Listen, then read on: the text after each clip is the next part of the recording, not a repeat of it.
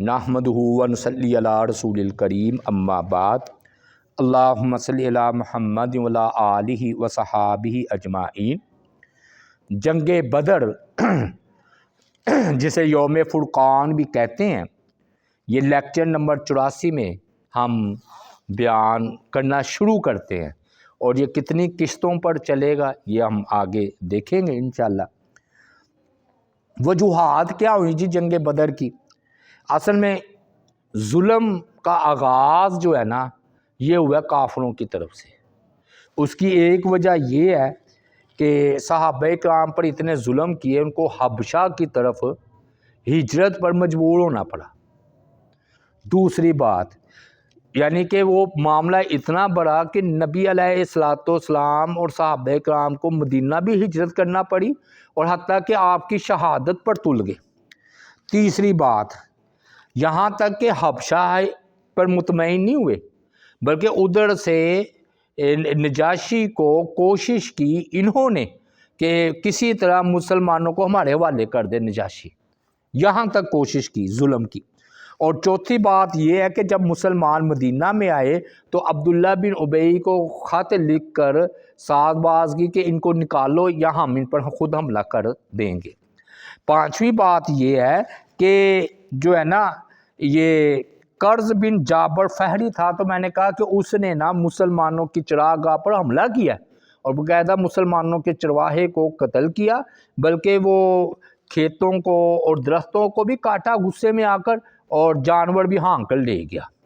پھر اسی طرح چھٹی بات یہ ہے کہ یہودیوں کو بھی جو کہ معاہدہ شکن تھے، انہوں نے کون سی وفاداری کرنی تھی، ان کو بھی کوشش کی اپنے ساتھ ملانے کی۔ تو کہنے کا مقصد یہ ہے کہ یہ ظلم جو ہے اس کا آغاز جو ہے وہ کافروں کی طرف سے ہوا تھا۔ دوسری بات یہ ہے کہ جب مسلمان ہجرت کر کے مدینہ آئے ہیں تو جو پیچھے گھر تھے مسلمانوں کے، جو کہ جن کے مالک تھے مسلمان، وہ پھر انہوں نے اس پر جو ہے وہ قبضہ کیا ہے، اور یہ انہوں نے کہا کہ جی ہم جو ہے نا وہ ہماری یہ ملکیت ہے۔ جب انہوں نے کہا یہ ہماری ملکیت ہے تو پھر نبی علیہ السلام کے لیے جائز ہو گیا کہ آپ پھر ان کے قافلوں پر حملہ کریں، اور تاکہ جو مسلمانوں کی ملکیت تھے مکان، ان سے ان کا حصہ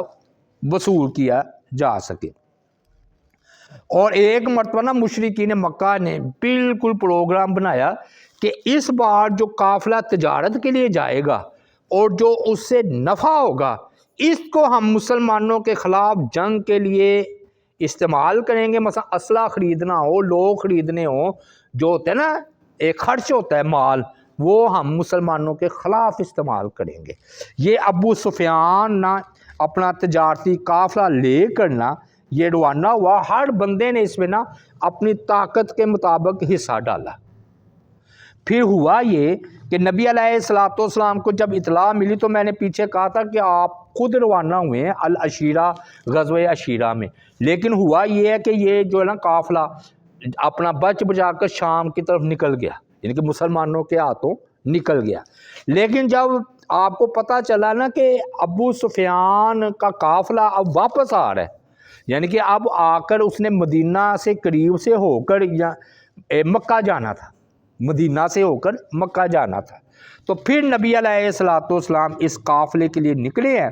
اور اس قافلے کی حفاظت کے لیے 40 افراد کا دستہ تھا۔ ابو سفیان جس قافلے کی قیادت کر رہے تھے نا، جو مسلمانوں کے خلاف استعمال ہونا تھا، وہ 40 افراد تھے۔ نبی علیہ السلام جو ہے وہ نکل گئے اور تاکہ اس قافلے کو قابو کیا جا سکے۔ پہلے آپ نے نا جاسوسی کروائی ہے کہ اس قافلے کا پتہ چلے۔ جاسوسی کے لیے طلحہ بن عبید اللہ اور سعید بن زید کو بھیجا۔ یہ جو ہے نا نخبار نامی ساحلی مقام پر ایک شخص تھا کشید جوہینی، اس کے پاس ٹھہرے، اور انہیں علم تھا کہ قافلہ ادھر سے گزرنا ہے، اور اس کی اطلاع انہوں نے نبی علیہ السلام کو دینی ہے۔ پھر وہ انہی کے خیمے میں رہے یہاں تک کہ قافلہ وہاں سے گزرا، تو ان دونوں ساتھیوں نے قافلوں کے افراد اور ساز و سامان کو دیکھا کہ بڑا ساز و سامان ہے، تو ادھر قافلے والوں نے کہا کہ یہاں تم نے محمد صلی اللہ علیہ وسلم کو جاسوسوں کو تو نہیں دیکھا، یعنی کہ وہ ابو سفیان بھی بڑا چوکس تھا کہ مسلمان جو ہے وہ میرے قافلے کی اطلاع نہ ہونے پائے۔ تو انہوں نے کہا ادھر ان کا کیا کام ہے، تو انہوں نے ساری رات بسر کی، صبح ہی تو ادھر سے وہ نکل گئے۔ تو وہ نا نبی علیہ السلام کی طرح نا بڑا چکنا تھا ابو سفیان، اور قدم قدم پر وہ جو ہے نا دور دور تک اپنے بندے بھیج کر معلوم کرتا تھا کہ نبی علیہ السلام یا ان کا کوئی دستہ ادھر تو نہیں ہے۔ پھر یہ ہوا ہے، ہاں یہ مسئلہ سمجھ لیں کہ یہ جو ہے نا پھر جنگ بدر میں شامل نہیں ہو سکے یہ دونوں صحابی، بلکہ یہ اس وقت واپس آئے ہیں جب کہ جنگ ہو چکی تھی جاسوسی کے چکر میں۔ لیکن نبی علیہ السلام نے پھر دونوں صحابہ کو جو جاسوسی کے لیے گئے تھے جنگ میں شریک نہیں ہوئے، مال غنیمت میں ان کو حصہ دیا، کیونکہ جاسوسی بھی جنگ کا ایک حصہ ہوتا ہے۔ پھر نبی علیہ السلام نے نا مکی قافلے کو جو ہے نا لوٹنے کے لیے ترغیب دلائی ہے صحابہ کرام کو، لیکن فرض نہیں کیا، یہ بات ٹھیک ہے۔ آپ نے یہ نہیں کہا کہ حتمی طور پر ہر کوئی نکلے۔ آپ صلی اللہ علیہ وآلہ وسلم نے فرمایا یہ قریش کا قافلہ ہے، اس میں ان کے بہت سارے اموال ہیں، اس کی طرف نکلو، اللہ تعالیٰ ممکنہ تمہیں مال غنیمت عطا فرما دے۔ تو فرمایا کہ سواریاں لے کر ہمارے پاس حاضر ہو جاؤ، آپ نے صحابہ کرام کو کہا۔ تو صحابہ کرام نے کہا کہ ہماری کچھ سواریاں نا اوالی مدینہ، یعنی کہ اوالی ایک مقام ہے ادھر ہیں، مدینہ سے ذرا دور ہیں، وہ لے آئے۔ آپ نے فرمایا نہیں، جو بھی میسر ہے نکلو، گویا آپ نے کوئی سختی نہیں کی۔ چنانچہ پھر یہ نا آپ صلی اللہ علیہ وآلہ وسلم کی نا اصل میں یاد رکھے جنگ بدر میں نا نیت نہیں تھی لڑائی کی، آپ ابو سفیان کا جو قافلہ آ رہا تھا نا اس کو لوٹنے کے لیے نکلے تھے یا اس پر چھاپا مارنے کے لیے نکلے تھے۔ تو یہ اللہ تعالیٰ نے بھی ان کو آپس میں ملا دیا۔ تو باقی چونکہ آپ نے حتمی طور پر ایک نہیں کہا تھا نکلو، تو جو صحابہ کرام پیچھے رہ گئے ہیں نا اس پر کوئی عقاب نازل نہیں ہوا کہ توبہ نعوذ باللہ تم نے سستی کی ہے، کیوں پیچھے رہ گئے، نہیں، بلکہ کچھ صحابہ کرام نے قدر سستی کا بھی اظہار کیا۔ اس کی وجہ میں نے آپ کو بتایا کہ پیچھے 4 5 بلکہ 8 غزوے اور سرایا جو ہے وہ گزر چکے تھے، تو انہوں نے کہا جس طرح پچھلے غزوے ہوئے ہیں بعض اوقات قافلہ ہاتھ آیا بعض اوقات نہیں آیا، تو یہ بھی ایسا ہی معاملہ ہے، تو انہوں نے پھر نا یہ اتنی دلچسپی نہیں لی۔ اور اس کی ایک حقیقت نا اس کا اظہار جو نا اسید بن حضیر سے بھی ہوتا ہے، وہ نا نبی علیہ السلام کی بارگاہ میں حاضر ہوئے اور آپ کو جنگ بدر کی فتح ہو چکا تھا، خوشخبری دی، مبارکباد دی، کو کہنے لگے اللہ کے رسول تمام تعریفیں اس اللہ کے لیے جس نے آپ کو کامیابی سے نوازا اور آپ کی آنکھیں ٹھنڈی کی، اور اے اللہ کے رسول اللہ کی قسم اگر مجھے خیال ہوتا کہ آپ دشمن سے جنگ کریں گے تو میں بدر سے ہرگز پیچھے نہیں رہ سکتا، بلکہ میں نے سوچا تھا کہ محض یہ قافلہ ہے نا، اور اگر مجھے پتا ہوتا کہ وہ دشمن ہے تو میں پیچھے نہ رہتا۔ تو آپ صلی اللہ علیہ وآلہ وسلم نے فرمایا تم نے سچ فرمایا، یعنی کہ کوئی باقاعدہ تیاری نہیں تھی، بس وہ ایک قافلہ لوٹنے کے لیے نکلے تھے۔ اچھا، باقی تعداد کتنی تھی بدری صحابہ کی؟ امام بخاری رحمۃ اللہ علیہ نے فرمایا 310 سے کچھ زائد افراد تھے، امام مسلم نے 319 کہا ہے، ہاں جی، اور اس میں 82 سے لے کر 86 تک مہاجرین تھے، یا یوں کہہ لیں کہتے اس دن جو ہے نا مہاجرین کی تعداد 60 تھی بدر میں، 60، اور انصار 240 تھے، یعنی کہ انصار کی تعداد زیادہ تھی بدر کے لیے۔ اور جو ہے نا امام حافظ ابن حجر اسقلانی رحمۃ اللہ علیہ نے اس پر مفصل گفتگو کی ہے کہ یہ کیوں تعداد کا فرق ہے۔ وہ کہتے ہیں کہ ساری باتیں ٹھیک ہیں، جو ہے نا جمہور میں اور مشہور بات یہ ہے کہ وہ 313 تھے جو جنگ بدر میں جو ہے نا لڑے ہیں، مشہور یہی ہے نا 313 ہے، لیکن اب میں نے آپ کو کیا کہا کہ کوئی کہہ رہا ہے 319 ہے، ٹھیک ہے نا. کوئی کہہ رہا ہے کہ 316 ہے, کوئی کہہ رہا ہے 310 ہیں, کوئی کہہ رہا ہے 317 ہے. تو اس کی وجہ یہ ہے کہ نبی علیہ الصلوۃ والسلام نے جو 2 صحابی تھے نا, وہ جو جاسوسی کرنے گئے ہوئے تھے, میں نے ابھی بتایا ہے, تو ان کو بھی شامل کیا تو وہ تعداد بڑھ جائے گی. اور اگر عثمان غنی رضی اللہ تعالیٰ عنہ, نبی علیہ الصلوۃ والسلام کی صاحبزادی رقیہ بیمار تھی, یہ تو شیعہ کہتے ہیں نا کہ دوسری بیٹی کوئی نہیں تھی, تو رقیہ بیمار تھی, تو آپ نے ان کی تیمہ داری کے لیے عثمان غنی کو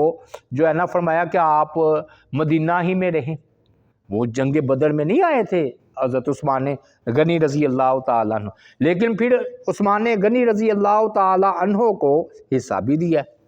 جنگ بدر کا, مال غنیمت میں سے ان کو حصہ بھی دیا ہے. اسی طرح نبی علیہ الصلوۃ والسلام نے جو ہے نا ابو لبابہ جو کہ آپ نے مدینہ کا نائب ان کو مقرر کر کے آئے تھے, ان کو بھی حصہ دیا.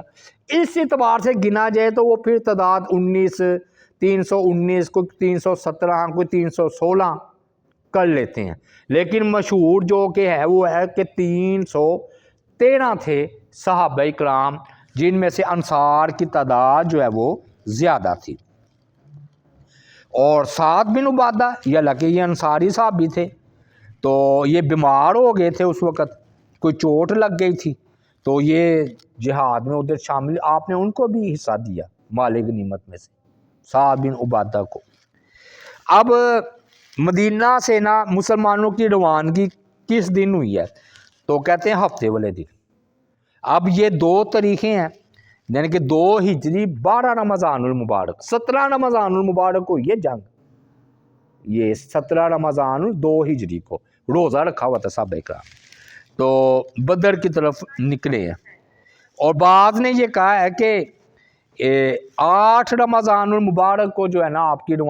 تاریخ روانگی ہے, لیکن بہرحال 12 کہہ لیں یا 8 کہہ لیں,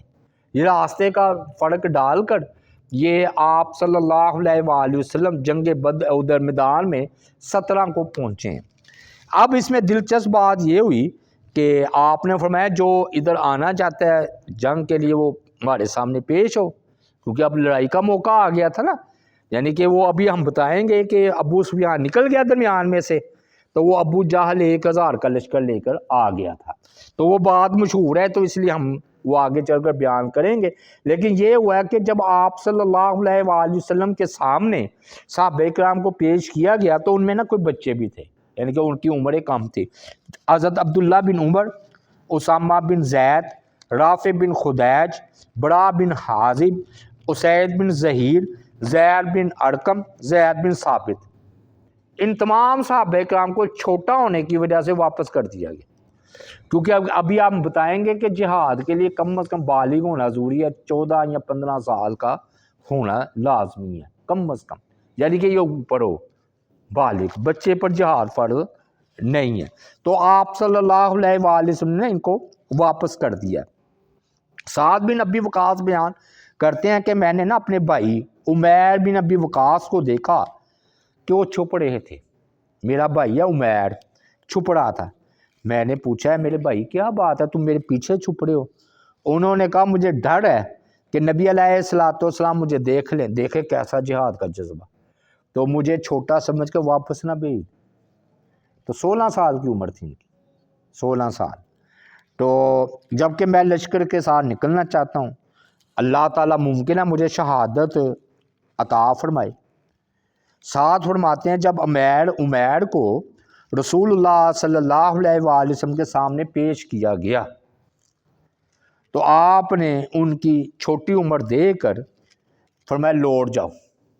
حکم ہوا لوٹ جاؤ, چھوٹے ہو, 16 سال کی کوئی عمر تھوڑی ہوتی ہے. عمیر یہ سن کر رو پڑے, رونا شروع کر دی. تو نبی علیہ الصلوۃ والسلام نے ان کو اجازت دے دی, یہ جذبہ رو رہے ہیں. اور پھر وہ نا جنگ بدر میں 16 سال کی عمر میں کہتے ہیں جی جام شہادت نوش فرما.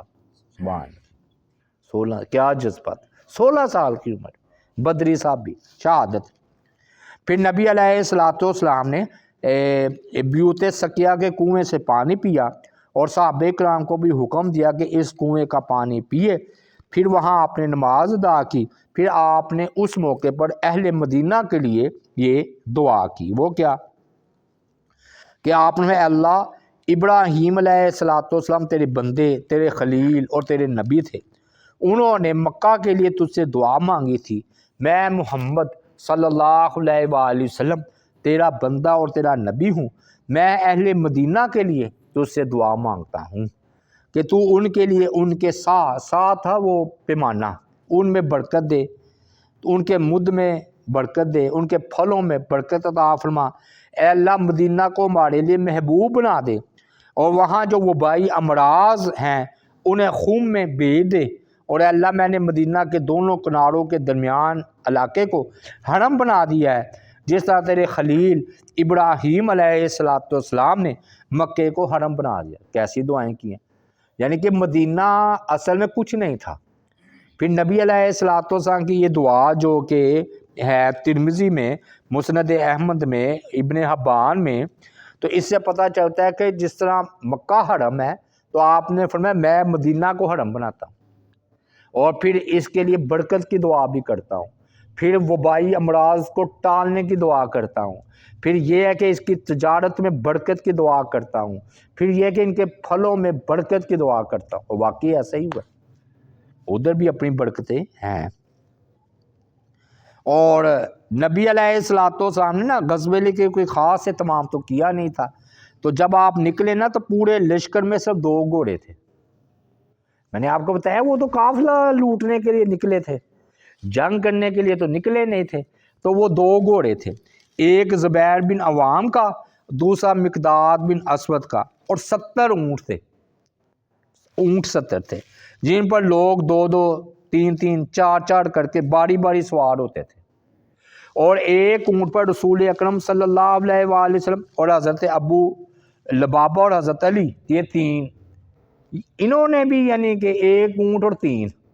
نبی علیہ السلام سے کہا صحابہ نے، وہ دونوں آپ سوار ہیں، ہم پیدل چلتے، حضرت علی بھی کہتے، ابو لبابہ بھی کہتے، تو ہم آپ کی طرف سے پیدل چلیں گے، میں کہ آپ اوپر ہی تشریف رکھیں، ہم آپ کی طرف سے پیدل چلیں گے، یعنی کہ اپنے حصے کی باری بھی آپ کو دیتے ہیں۔ تو آپ صلی اللہ علیہ وآلہ وسلم نے شفقت سے فرمایا، نہ تم مجھ سے زیادہ طاقتور ہو، نہ تم مجھ سے زیادہ طاقتور ہو، اور نہ میں ثواب سے بے نیاز ہوں، یعنی کہ جس طرح تم ثواب کے محتاج ہو، اللہ اکبر، اس طرح میں بھی ثواب کا محتاج ہوں۔ کیسی بات ہے، یہ ہوتے ہیں قائد صلاحیتیں۔ تو اللہ تعالیٰ سے دعا ہے اللہ تعالیٰ کی ذات پاک ہمیں عمل کرنے کی توفیق عطا فرمائے۔ یہ جنگ بدر کے بارے میں ہم نے تمہیداً کچھ باتیں بیان کی۔